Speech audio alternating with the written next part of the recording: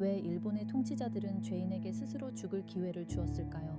단순히 무사로서의 마지막 자존심을 지켜주려는 배려 차원이었을까요? 사실 할복은 국가에게는 행정 비용을 줄여주는 효율적인 시스템이었고, 사무라이에게는 가문의 파산을 막는 유일한 탈출구였습니다. 죽음조차 수익률과 상속의 관점에서 계산했던 그들의 속사정을 지금부터 파헤쳐 보겠습니다. 우리가 흔히 영화나 매체에서 접하는 사무라이의 할복은 비장미가 넘칩니다. 주군을 향한 일편단심이나 자신의 결백을 증명하기 위해 칼을 드는 모습은 숭고해 보이기까지 하죠. 하지만 역사의 장부를 들여다보면 그 이면에는 지극히 현실적이고 차가운 생존의 논리가 작동하고 있었습니다. 당시 사무라이들에게 가장 두려운 것은 자신의 죽음 그 자체가 아니었습니다. 바로 내가 속한 조직, 즉 가문의 멸망이었습니다. 에도시대 사무라이 계급에게 가문은 단순한 가족 공동체가 아니라 막부로부터 할당받은 경제적 자산인 녹봉을 관리하는 일종의 법인이었습니다. 이 법인의 대표자가 잘못을 저질러 가문이 해체되는 것은 곧 수십 명에서 수백 명에 달하는 가신과 가족들의 생존권이 박탈되는 것을 의미했습니다. 여기서 우리는 고쿠다카라고 불리는 당시의 경제 시스템을 이해할 필요가 있습니다. 사무라이의 권위는 그들이 다스리는 땅에서 생산되는 쌀의 양으로 결정되었습니다. 이것은 단순한 명예가 아니라 실질적인 화폐였고 가문의 자산이었습니다. 만약 가문의 수장이 막부의 법을 어기거나 실수를 저질러 공식적인 처벌을 받게 되면 국가가 이 자산을 몰수하는 가이에키 조치가 내려집니다. 오늘날로 치면 기업의 면허가 취소되고 모든 자산이 국고로 환수되는 파산 선고와 같습니다. 이런 상황에서 할복은 이 최악의 시나리오를 막아주는 일종의 회로 차단기 역할을 수행했습니다. 에도 시대의 법체계에는 엔자와 루이조라고 불리는 엄격한 연좌제가 존재했습니다. 한 사람의 죄가 부모와 자식, 심지어 형제에게까지 번지는 구조였죠. 특히 주군에 대한 반역이나 중대한 실책은 가문 전체를 사회적으로 매장하고 경제적 기반을 송두리째 뿌리 뽑기에 충분했습니다. 그런데 여기서 흥미로운 법적 허점이 하나 발견됩니다. 범죄자가 정식 재판을 거쳐 처형되기 전에 스스로 목숨을 끊으면 그 죄에 대한 책임을 본인에게서 한정짓고 사건을 종결시키는 관습이 있었던 것입니다. 즉, 국가의 칼날이 가문 전체를 향하기 전에 스스로를 파괴함으로써 법적 인과관계를 끊어버리는 전략입니다. 사무라이가 할복을 선택하는 순간 가문의 죄는 개인의 불행으로 축소되었습니다. 주군은 할복한 자의 명예를 존중한다는 명목에 그의 아들에게 가문의 대를 잇게 해주고 녹봉을 보존해 주었습니다. 이것은 죽음으로 지불하는 일종의 상속세와 같았습니다. 내 목숨 하나를 담보로 던져서 자식들의 경제적 기반과 가문의 이름을 지켜내는 것이죠.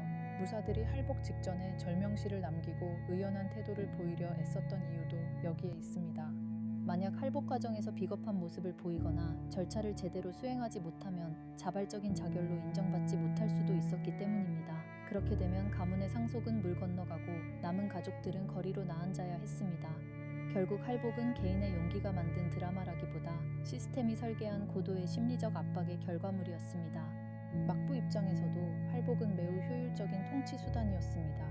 죄인을 억지로 잡아다 처형하려면 그에 따른 반발과 사회적 비용이 발생합니다. 하지만 죄인 스스로가 가문을 위해 죽음을 선택하게 유도하면 별다른 저항 없이 질서를 유지할 수 있습니다. 국가가 직접 손에 피를 묻히지 않고도 강력한 통제력을 발휘하는 방식이었던 셈입니다. 사무라이들은 이 시스템 안에서 자신의 목숨을 가장 가치 있게 사용할 방법이 무엇인지 고민했고, 그것이 바로 가문의 존속을 위한 자발적 희생이라는 이름의 보험금 청구였습니다. 이러한 메커니즘은 사무라이 개인의 의지보다 가신단이라는 이해관계자들의 압박에 의해 더욱 강화되었습니다. 가문의 영지에 생계를 의존하는 가신들에게 주군의 할복은 자신들의 직장을 지키는 유일한 길이었습니다. 만약 주군이 할복하지 않고 버티다가 가문이 멸문당하면 모든 가신은 소속 없는 낭인이 되어 빈곤에 시달려야 했습니다. 그렇기에 가신들은 주군에게 명예로운 죽음을 종용했고, 때로는 그것을 충성심으로 포장하여 강요하기도 했습니다. 겉으로는 주군을 위한 눈물을 흘렸지만 속으로는 가문의 장부가 폐쇄되지 않기를 간절히 바랐던 것이죠. 이제 우리는 왜 이 죽음의 과정이 그토록 복잡하고 정교한 의식으로 변질되었는지에 주목해야 합니다. 단순히 배를 가르고 죽는 것이 목적이라면 그렇게 많은 절차와 보조자가 필요하지 않았을 것입니다. 하지만 할복은 철저하게 연출된 사회적 행정이었습니다. 당시의 공식적인 기록들을 보면 할복 장소의 배치부터 입어야 하는 옷의 색깔, 심지어 칼을 놓는 위치까지 세밀하게 규정되어 있었습니다. 이것은 할복이 개인의 감정적 분출이 아니라 막부라는 국가 시스템이 공인하는 공식적인 퇴장 절차였음을 시사합니다. 가장 눈에 띄는 인물은 카이샤쿠닌이라 불리는 조력자입니다. 그는 할복하는 자가 배를 가른 직후 목을 쳐서 고통을 끝내주는 역할을 합니다. 겉으로는 고통을 줄여주려는 자비처럼 보이지만 시스템의 관점에서는 전혀 다른 해석이 가능합니다. 카이샤쿠니는 이 거래가 완벽하게 성립되었음을 증명하는 증인이자 혹시 모를 돌발 상황을 차단하는 집행관이었습니다. 만약 할복자가 고통을 참지 못해 추태를 보이거나 할복을 포기하려 한다면 국가와의 거래는 실패로 돌아갑니다. 카이샤쿠니는 그 결정적인 순간에 칼을 휘둘러 사건을 강제로 종결시킴으로써 죽음의 형식을 완성하는 역할을 수행했던 것입니다. 이 비정한 연극의 무대 뒤에는 가신단이라는 거대한 이해관계자들이 버티고 있었습니다. 사무라이 가문은 현대의 기업 구조와 매우 흡사합니다. 주군은 최고 경영자이고 가신들은 그 기업의 지분을 나누어 가진 임직원들이죠. 가문이 멸문당한다는 것은 기업이 파산하여 모든 직원이 길거리로 나앉는 것을 의미합니다. 그렇기에 주군이 실수를 저질러었을 때 가신들이 주군에게 가장 먼저 요구하는 것은 책임 있는 죽음이었습니다. 그들은 주군의 충성심을 찬양하며 할복을 권했지만 그 속내에는 자신들의 생존권과 직장을 지키려는 처절한 계산이 깔려 있었습니다. 왜 일본의 통치자들은 죄인에게 스스로 죽을 기회를 주었을까요? 단순히 무사로서의 마지막 자존심을 지켜주려는 배려 차원이었을까요? 사실 할복은 국가에게는 행정 비용을 줄여주는 효율적인 시스템이었고 사무라이에게는 가문의 파산을 막는 유일한 탈출구였습니다. 죽음조차 수익률과 상속의 관점에서 계산했던 그들의 속사정을 지금부터 파헤쳐 보겠습니다. 우리가 흔히 영화나 매체에서 접하는 사무라이의 할복은 비장미가 넘칩니다. 주군을 향한 일편단심이나 자신의 결백을 증명하기 위해 칼을 드는 모습은 숭고해 보이기까지 하죠. 하지만 역사의 장부를 들여다보면 그 이면에는 지극히 현실적이고 차가운 생존의 논리가 작동하고 있었습니다. 당시 사무라이들에게 가장 두려운 것은 자신의 죽음 그 자체가 아니었습니다. 바로 내가 속한 조직, 즉 가문의 멸망이었습니다. 에도시대 사무라이 계급에게 가문은 단순한 가족 공동체가 아니라 막부로부터 할당받은 경제적 자산인 녹봉을 관리하는 일종의 법인이었습니다.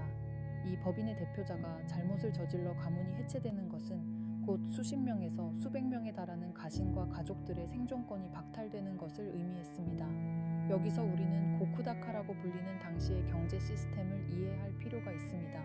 사무라이의 권위는 그들이 다스리는 땅에서 생산되는 쌀의 양으로 결정되었습니다. 이것은 단순한 명예가 아니라 실질적인 화폐였고 가문의 자산이었습니다.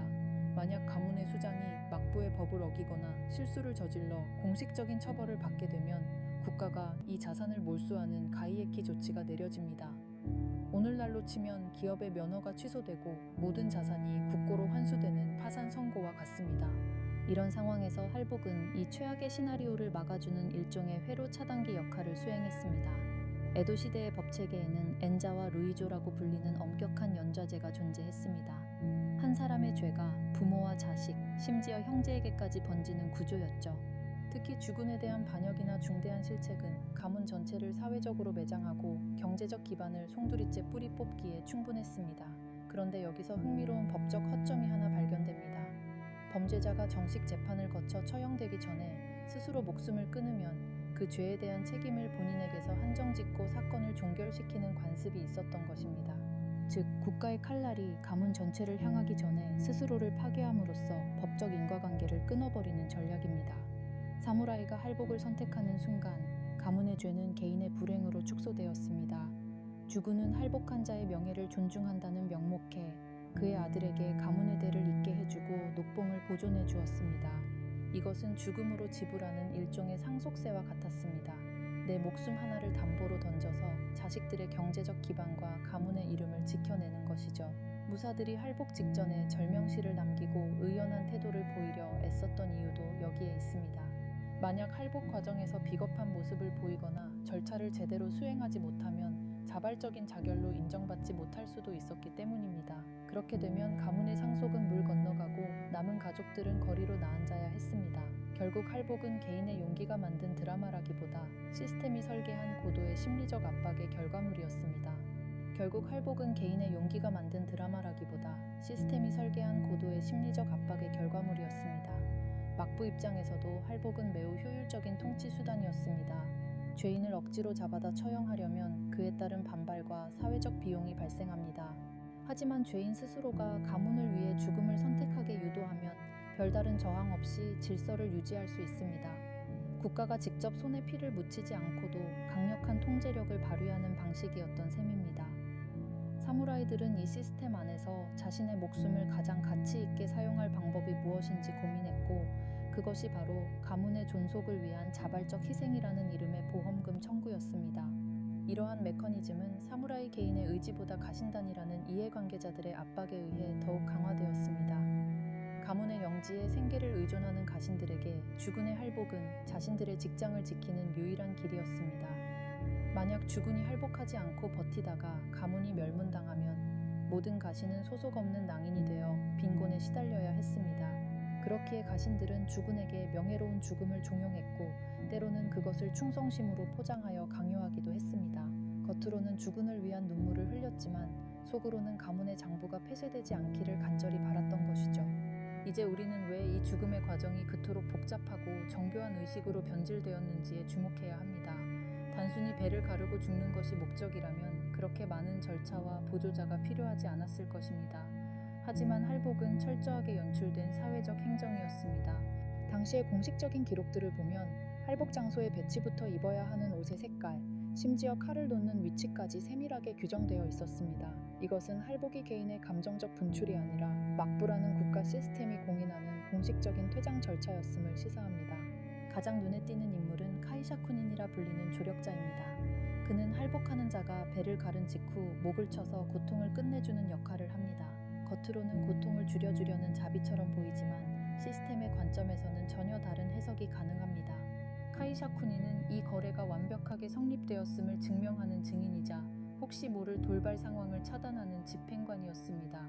만약 할복자가 고통을 참지 못해 추태를 보이거나 할복을 포기하려 한다면 국가와의 거래는 실패로 돌아갑니다. 카이샤쿠니는 그 결정적인 순간에 칼을 휘둘러 사건을 강제로 종결시킴으로써 죽음의 형식을 완성하는 역할을 수행했던 것입니다. 이 비정한 연극의 무대 뒤에는 가신단이라는 거대한 이해관계자들이 버티고 있었습니다. 사무라이 가문은 현대의 기업 구조와 매우 흡사합니다. 주군은 최고 경영자이고 가신들은 그 기업의 지분을 나누어 가진 임직원들이죠. 가문이 멸문당한다는 것은 기업이 파산하여 모든 직원이 길거리로 나앉는 것을 의미합니다. 그렇기에 주군이 실수를 저질렀을 때 가신들이 주군에게 가장 먼저 요구하는 것은 책임 있는 죽음이었습니다. 그들은 주군의 충성심을 찬양하며 할복을 권했지만 그 속내에는 자신들의 생존권과 직장을 지키려는 처절한 계산이 깔려 있었습니다. 심리학적으로 보면 이는 거대한 집단 압박이자 인지부조화의 결과물입니다. 가신들은 주군을 죽음으로 몰아넣으면서도 이를 명예로운 선택으로 미화해야만 했습니다. 그래야만 자신들이 주군을 죽음으로 떠민 배신자가 아니라 주군의 고결한 뜻을 받드는 충신으로 남을 수 있었기 때문입니다. 주군 역시 마찬가지였습니다. 나를 위해 울고 있는 가신들의 눈물을 보며 그는 자신이 죽어야만 이 공동체가 살 수 있다는 사실을 뼈저리게 깨닫습니다. 개인의 생존 본능은 가문의 생존이라는 시스템의 논리에 의해 완전히 압도당하는 셈입니다. 흥미로운 점은 이러한 할복의 메커니즘이 현대 일본 사회에도 묘한 흔적을 남겼다는 사실입니다. 일본의 기업이나 정치권에서 큰 스캔들이 터졌을 때 조직의 수장이 모든 책임을 지고 물러나거나 극단적인 선택을 하는 경우를 종종 봅니다. 이는 서구권의 관점에서는 진실규명을 피하는 회피 전략으로 보일 수 있지만 일본식 시스템 안에서는 사건을 조직 전체로 확산시키지 않고 개인의 선에서 매듭짓는 고도의 책임 전가 방식입니다.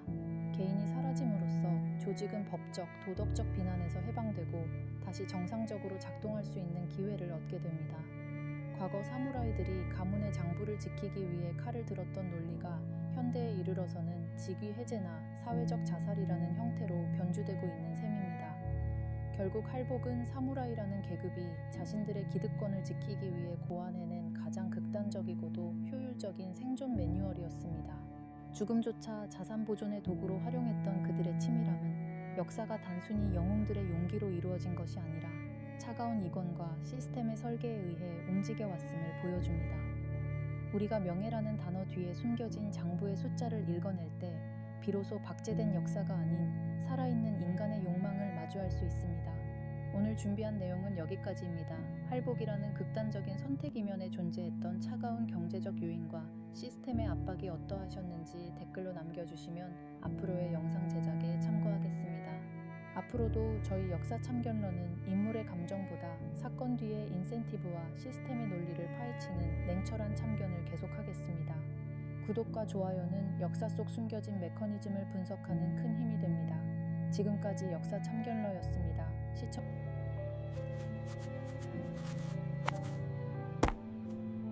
구독, 좋아요 꽉 눌러주세요.